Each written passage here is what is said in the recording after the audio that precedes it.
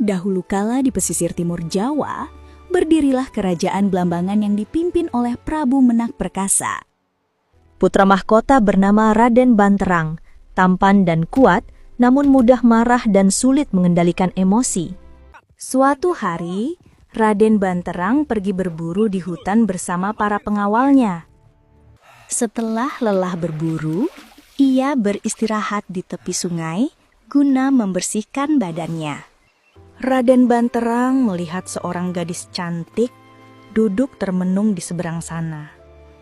Raden Banterang menghampiri gadis itu dan bertanya, "Siapa gerangan dirimu, wahai gadis cantik?"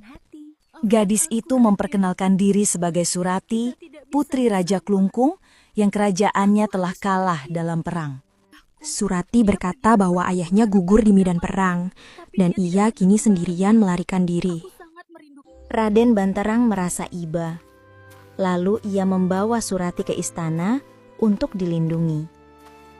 Hari demi hari mereka bersama, hingga akhirnya Raden Banterang melamar Surati. Raden Banterang dan Surati akhirnya melangsungkan pernikahan megah dan penuh kebahagiaan.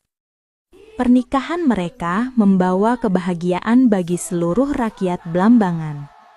Surati dikenal lemah lembut dan bijak, namun di hatinya masih tersisa kesedihan atas kehilangan keluarganya. Suatu hari di taman istana, Surati melihat seseorang berpakaian compang-camping yang ternyata kakaknya. Mereka menangis, bercerita mengenang masa lalu yang pahit di kerajaan Klungkung. Namun sang kakak menegur keras, menuduh Surati telah berkhianat karena menikah dengan anak musuh. Dengan mata berkaca-kaca, Surati berkata, "Meski begitu, dia suamiku dan aku tidak akan membalas dendam." Kakaknya hanya terdiam, kecewa, menangis penuh emosi meratapi takdir. Namun sebelum pergi, ia memberikan sehelai kain bertanda kerajaan Klungkung dan menyuruh Surati menyimpan di bawah bantal sebagai pengingat.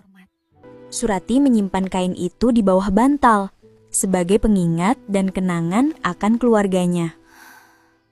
Ketika berburu di hutan, Raden Banterang dihampiri seorang pengemis berpakaian compang-camping. Pengemis itu berkata bahwa Surati bersekongkol untuk membalas dendam atas kematian ayahnya. Ia menambahkan, "Jika tidak percaya, lihatlah di bawah bantal istrimu, ada kain bertanda kerajaan Klungkung." Raden Banterang pulang dengan amarah membara, menggeledah seisi kamar, dan benar, kain itu ada di sana. Raden Banterang menemui Surati dan membawa kain itu.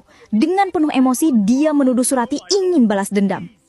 Tanpa mendengar penjelasan Surati, Raden Banterang membawanya ke tepi sungai, menatap dengan mata penuh amarah dan luka.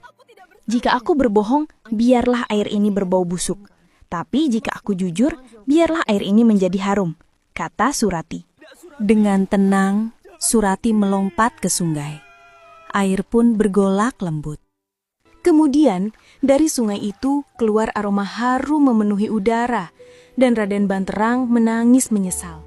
Raden Banterang memandangi sungai penuh penyesalan dan menamai tempat itu Banyuwangi, atau air yang harum.